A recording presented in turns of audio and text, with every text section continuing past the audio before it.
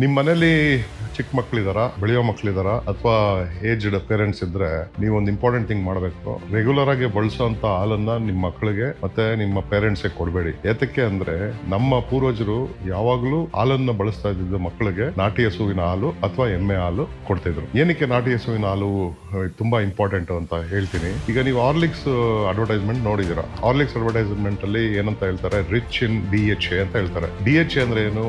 ಡಾಕೋ ಎಕ್ಸಾನಿಕ್ acid ಅಂತ ಹೇಳಿ, ಅದು ಒಂದು ಒಮೆಗಾ 3 ಫ್ಯಾಟಿ ಆಸಿಡ್. ಇದು ತುಂಬಾ ಇಂಪಾರ್ಟೆಂಟ್ ಬ್ರೈನ್ ಡೆವಲಪ್ಮೆಂಟ್ಗೆ. ಮಕ್ಕಳಿಗೆ ಬ್ರೈನ್ ಡೆವಲಪ್ ಆಗ್ಬೇಕಂದ್ರೆ ತುಂಬಾ ಇಂಪಾರ್ಟೆಂಟ್ ಇರುತ್ತೆ. ಅದು ತಾಯಿ ಹಾಲಲ್ಲಿ ಸಿಗುತ್ತೆ. ಒಂದು ವರ್ಷ ಆದ ನಂತರ ತಾಯಿ ಹಾಲು ಸ್ಟಾಪ್ ಮಾಡಿದ್ಮೇಲೆ ಆ DHA ಸಿಗ್ಬೇಕು ಅಂದ್ರೆ ನಾಟಿ ಹಸು ಹಾಲೇ ತುಂಬಾ ಇಂಪಾರ್ಟೆಂಟ್ ಆಗುತ್ತೆ. ನಾಟಿ ಹಸು ಹಾಲಲ್ಲಿ DHA ಕಂಟೆಂಟ್ ತುಂಬಾ ಇರೋದ್ರಿಂದ ನಿಮ್ಮ ಮಕ್ಕಳು ಬ್ರೈನ್ ಸರಿಯಾಗಿ ಬೆಳವಣಿಗೆ ಆಗಬೇಕು ಅಂದ್ರೆ ನಾಟಿ ಹಸು ಹಾಲು ಅಥವಾ ಇಂಗ್ಲಿಷ್ ಅಲ್ಲಿ A2 ಮಿಲ್ಕ್ ಅಂತ ಕರೀತಾರೆ, ಅದನ್ನ ಬಳಸಿ. ಅದು ಒಂದನೇದು. ಎರಡನೇದು, ಯಾಕೆ ಏಜ್ ಪೀಪಲ್ಗೆ ಇದು ಈ DHA ಇರೋ ಹಾಲು ಬಳಸಬೇಕು ಅಂದ್ರೆ, ಯಾಕಂದ್ರೆ ಈ DHA prevents lot of cardiovascular diseases, heart attack ಆಗೋದು ಇದೆಲ್ಲ. ಸೊ ದೊಡ್ಡವ್ರಿಗೂ ಕೂಡ ಈ ಹಾಲನ್ನ ಬಳಸಿದ್ರೆ they are also protected. So ದಯಮಾಡಿ ನಾಟಿ ಹಸುವಿನ ಹಾಲನ್ನ ಬಳಸಿ.